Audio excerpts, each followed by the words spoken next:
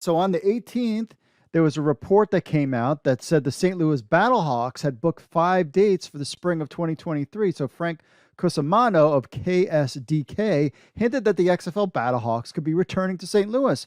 Nothing official from the Dome of America Center or the XFL yet, but the dates have been booked. He said, quote, "Five on your sides, Frank Cusimano has learned that the Dome at America Center is open to welcoming the XFL back to town, with the league set to kick off the next spring.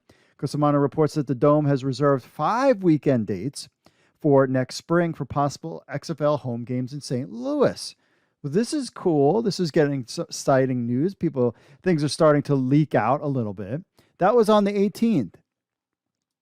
Then on the 22nd, some more stuff started to come out about St. Louis, about a possible announcement on June 1st, but relating maybe to St. Louis. So according to Randy Carricker, co-host of Character and Smallman on 101 ESPN in St. Louis, the St. Louis XFL team is back with an announcement coming June 1st. He said, "We are back, baby. We are back." June 1st announcement. But that's all he said. So the return of the XFL to St. Louis would not be surprising, as the BattleHawks were the top team in the league in terms of interest in ticket sales. A day after the XFL announced its exclusive TV deal with Disney at the Disney Upfronts in New York, Frank Cusimano reported that the Dome America Center had reserved 5 weekend dates. Presumably those would be XFL. The next day, we got a report by Mark Bertman, sports director of Fox 26 in Houston, that said the XFL is returning to Houston, Texas. We could see more of these leaks before we hit to that June 1st date, but we didn't know what that meant. Also in this reporting, of course, a lot of what they're talking, we'll get into that in a second. So also in this report, according to former DC Defenders content director Troy Machier, the DC Defenders name will not be used if the team returns to DC in 2023, which Mike Mitchell has been reporting. DC, St. Louis, Orlando, Dallas, Houston, San Antonio, Las Vegas, Seattle were the teams. So there. But the DC Defenders might not return as the DC Defenders, which I like the name. It was fine. So the likelihood that the XFL release is its cities only seems more probable. It is already out there, and the stadium deals look to be wrapping up. So this is what he said. Now, we were hearing rumblings about the summer and possibly August. The league would finalize the team names over the next several months, kind of get everything going. And we did also notice that Alpha Opco, which was the holder of the trademarks, had recently moved them to XFL Properties, another business entity. So signaling that there might be something soon. But I still wondered to myself, as did a lot of people, what did Randy Carricker, co-host of Character and Smallmont, meant by there's going to be an announcement June 1st? Is this going to be an announcement that the St. Louis BattleHawks are returning and that's it? Or that, they're just going to announce St. Louis and then they'll announce another team another day? No.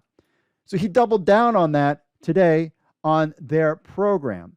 He said the XFL teams, cities, and logos are coming June 1st. So we talked about Randy saying his stuff on Instagram.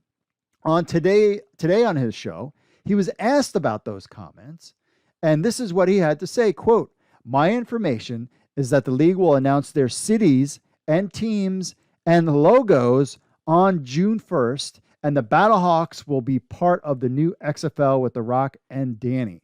A couple of interesting things," he said. Apparently, Anthony Beck is the inside favorite to become the new head coach in St. Louis, which Mike Mitchell has been reporting. A former St. Louis Rams tight end, he was. Apparently, Jim Haslett is going to wind up in Seattle with that franchise. So Anthony Beck is probably the coach here. Spelled that wrong. Close quote. So on June 1st, it sounds like we will be getting team names, cities, and logos. And he also mentioned that Anthony Becht is the front runner for the head coach in the BattleHawks. Of course, our own Mike Mitchell has been reporting this for a while.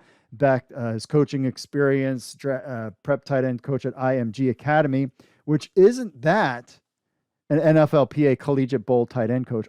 Isn't IMG Academy where they're hosting one of the XFL training things. I think that is true. San Diego Fleet AAF tight ends coach, offensive coordinator for Wiregrass Ranch High School. Playing experiences, drafted 27th overall. I played for the Jets, Buccaneers, Rams, Cardinals, and Kansas City Chiefs. Of course, over the last several weeks, if you followed this show, you knew all of this. Why? Because our own XFL insider Mike Mitchell reported the 8 cities and Becht as the new head coach in St. Louis. This is what is new from what we got as an official announcement coming June 1st. They also confirmed what has been reported by Mike Mitchell, and that the XFL will play in a modified hub based in Dallas. From there, teams will travel to home games and away games. Another thing he said I found interesting that the league, the USFL, is practicing and playing all their games in Birmingham. And while the XFL teams are going to play, for example, the BattleHawks will play in the Dome here, they're going to be practicing in Dallas, and that's the way to be more efficient financially, and then travel to where the site is. So if the BattleHawks play Seattle here in the Dome, both teams will travel from Dallas to St. Louis, play their games, and go back to Dallas, and essentially that's where the players will live. Gee, I wonder what website Mr. Randy has been reading and who he's been following on social media. Mike Mitchell. Mike Mitchell. In the episode, they talk about the importance of the XFL to practice in the home locations at some point, but talk about how Cacaw is the law, my friends, my St. Louis friends out there, the 3 teams in Texas, of course, the hated Tampa Bay Vipers. I didn't know St. Louis hated Tampa Bay Vipers, and so much more. We have a link in the article where you can actually listen to the full segment. It's at the hour and 47-minute point of the program.